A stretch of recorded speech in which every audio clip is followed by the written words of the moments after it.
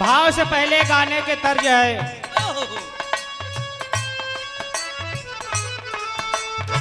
कहना बा ओ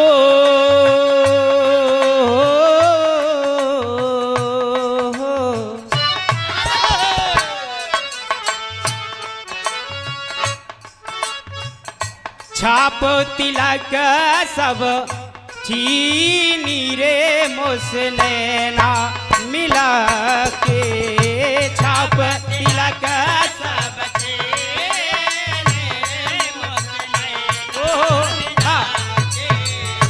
छाप तिलक सब चीनी रे मुसनैना मिला के नैना मिला के मोसे नैना मिला के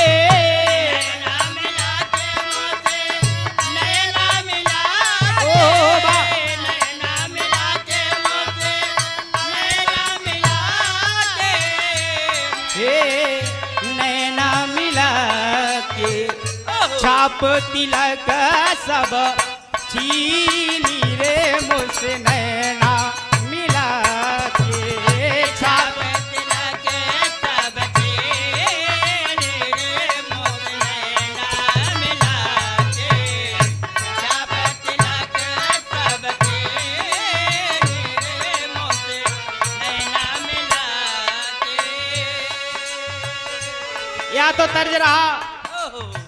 इसी तर्ज में भाव में कहना बा यह लड़का अपने गुरु गीत के माध्यम से बखान करत बा। कैसे गुरु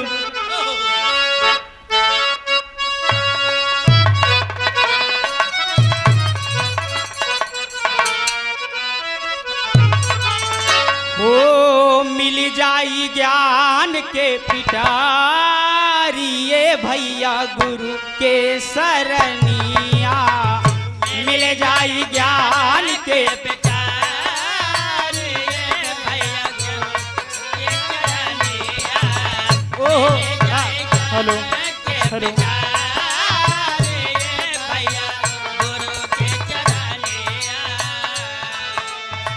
बताया गया है कि बिन गुरु ज्ञान मिलत नहीं, बिन गुरु को ज्ञान नहीं प्राप्त होता है बाबूजी। ऐसे हमें अगर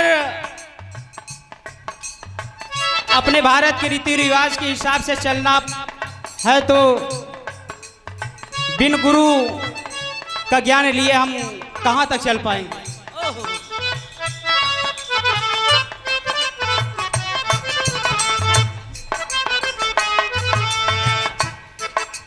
आप हैं परम आदरणीय श्रीमान बिरहा के सुपर स्टार गायक हमारे गुरुजी, आप परम आदरणीय श्रीमान राकेश यादव प्रयागराज की पवन सरजमी से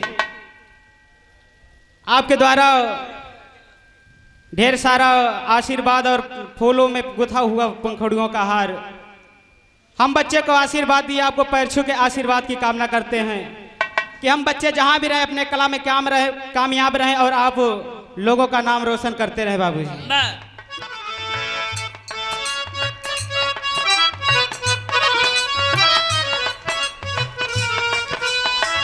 इसीलिए यह लड़का अपने गुरु गीत के माध्यम से अपने गुरु का बखान करता है। मिल जाई ज्ञान के पिटारी ये भैया गुरु के सरनिया मिल जाई ज्ञान के पिटारी ये भैया गुरु के सरनिया। क्या बात है।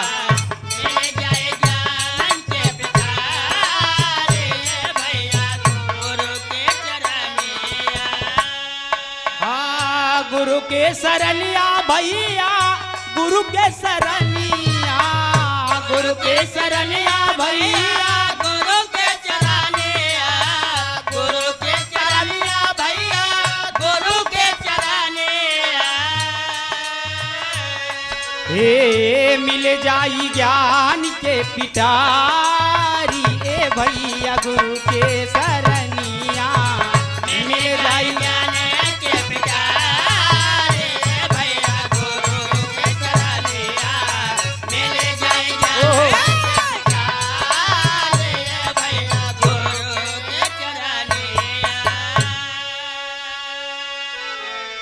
बाबूजी गुरु से जब ज्ञान मिलता है तो यह शरीर के अंदर जो मन होता है वो खिल जाता है, ज्ञान से भर जाता है। और अंत के माध्यम से कहना बा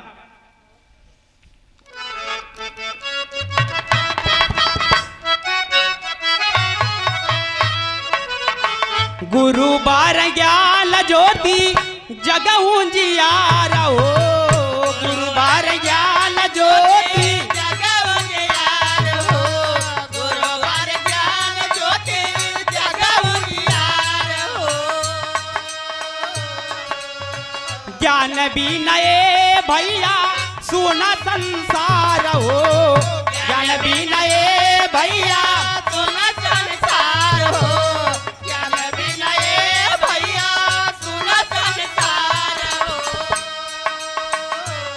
हे ज्ञान बिना ए भैया सुन संसार हो, ज्ञान बिना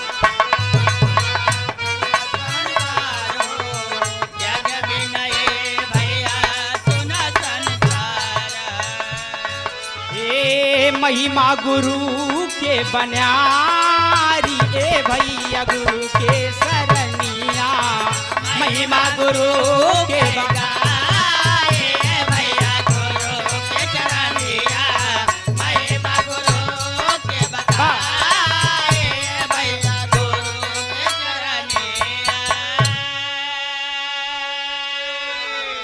इस पृथ्वी पर गुरु का दर्जा सबसे ऊपर है बाबूजी, माता पिता से भी ऊंचा दर्जा गुरु का मिला है। और लास्ट अंतर में कहना गुरु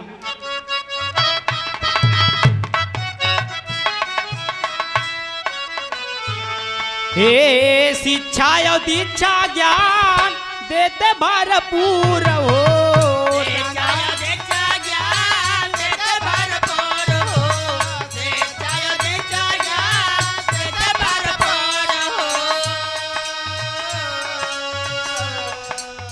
गुरु ही सवारी बनवई कायर के वीर हो, गुरु ही सवारी बनवई कायर के वीर हो, गुरु बनवई कायर के वीर। हे शिक्षा और दीक्षा ज्ञान देते भरपूर हो, शिक्षा और दीक्षा ज्ञान देते भरपूर हो, शिक्षा और दीक्षा ज्ञान देते भरपूर हो।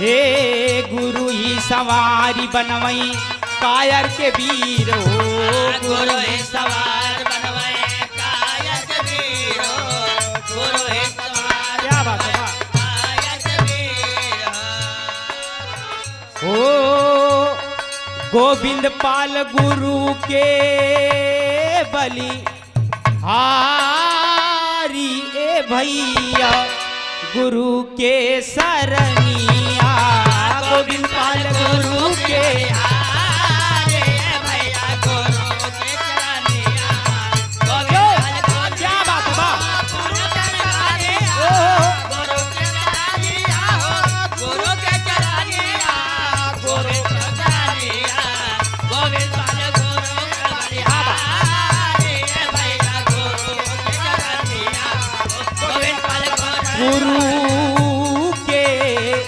बलिया